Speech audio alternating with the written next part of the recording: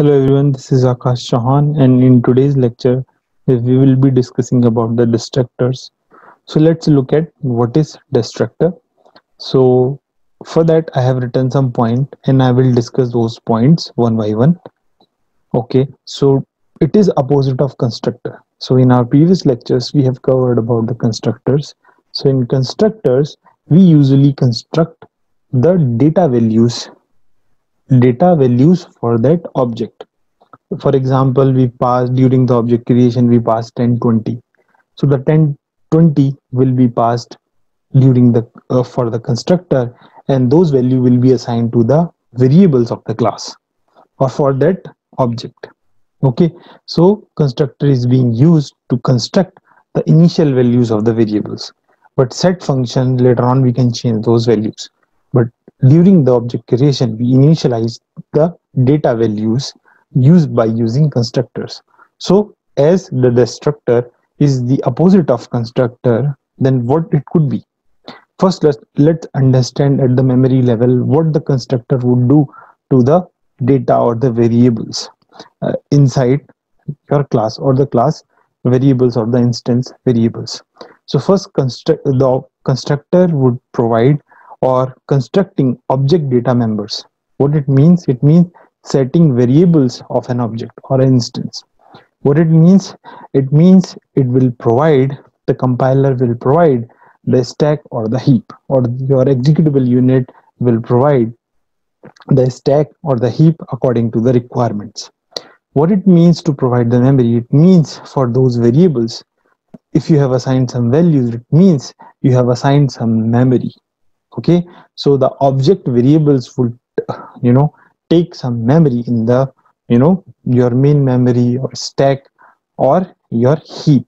So the role of constructor is to provide the memory for the variables eventually, right? Because the constructor is providing some values, so values will store somewhere, right? So if the constructor wouldn't provide the memory for the variable, then what is the point? So constructor role is to create the stack or heap so that those variables can store the values. Okay, so if constructor is providing the memory or fixing the memory for those variables, then the destructor is opposite of constructor. It means it would release that memory. Okay, so the destructor role is to release this memory. So we use destructors. Okay, this is this point. The next point is the name of the destructor is same as the constructor. So constructor more or less look like same. It just there is a one difference. In destructor we use tilde operator. So tilde operator will be followed by your the constructor, the way of you construct your constructor, the way you make your constructor. So the name as class name, which is preceded by a tilde operator. So tilde operator would come before the class name, and as usual you use a close and open and close parenthesis. Okay, and then you write some code. Okay, so this is about your destructors. It is also should be declared as public. It is same as the constructor. Constructor is should also be declared as public. Destructor never contains any argument. It is it is little different from constructor. Constructor can have any number of arguments during the object creation, but destructor will never ever have the arguments. It will always be like a without argument method call. Okay, it is a special method. There is no return type. It is same as constructor, similar to the constructor. Both constructor and destructor never participate in inheritance. So this question might be there during the interview, that during the inheritance can we inherit the constructor or the destructor? Both. For both your answer should be no. Okay, so these are the theoretical points. Let's discuss and let me take an example so that we can understand all these points one by one. So like this is the example of destructor. So if you pay little attention, in the constructor it is simple. There is no return type. Okay, Over here, if you pay little attention, uh, over here, if you pay little attention, there is no return type over here. Okay, so that there is no return data also. In constructor, it is allowed to pass arguments or the parameters. In destructors, it is not allowed to pass any parameter. Return type, return data is not there. Also, the return type is not there, but you have to use this tilde operator if you want to make it a destructor. So destructor is here, and it will release the memory. So it is actually not releasing the memory, but it happens whenever your work is finished. This will be called, because it would happen just before you are going to release the memory from the stack or the heap. Okay, so it would happen in the main function. We will discuss about it. Okay, so let me take an actual example so that we can understand. This is the sample example. Okay, let me take a code. Okay, so this is the simple code in which we have a sample class. Okay, we have sample class, we have private area in which we have a and b as an integer. This is the parameterized constructor. It is taking a and b. It is not returning anything. Okay, there is no return data also, but it is saying this a would be this and this b would be this. Okay, this is destructor because we are using the tilde operator. There is no argument over here. It means it definitely, if there is an argument, and even though it is using the tilde operator, it would not be a destructor. It is saying it is printing a and b. We can write any logic, but in that case it is just printing a and b. There is another function add, which is adding a and b, and if we have not set the a and b, then it would return 0, right? So before calling add, we must provide the values to a and b. Okay, that then only it would return non-zero value. Okay, so let me write the main function.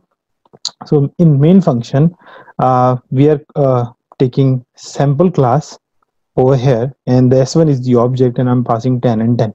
So it will call this constructor.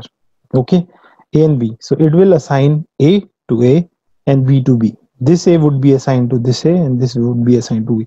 It means the a value will become 10 and b value will also become 10.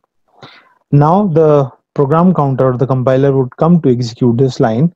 This line is executing s1. Forget about this destructor. Okay, and this is calling this add function, and we have a and b because we have just populated by using this parameterized constructor. So the a and b sum would return by this add function. So this line would print 20. Okay, so this line would print 20.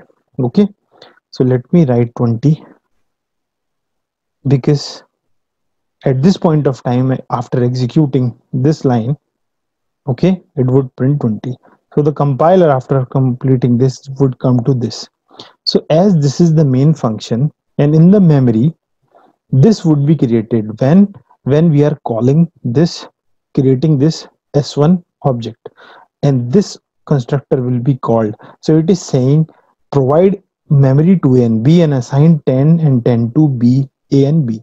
This would be s1 object. Okay, so this is actually the data in the memory. We have add up and printing the 20 because it would add 10 and 10 and it would return 20.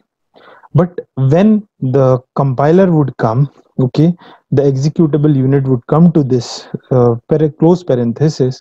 It will ask, do you have anything so that useful that you want to close, you want to print? Okay, so when the program counter would come to this point, it will execute your destructor.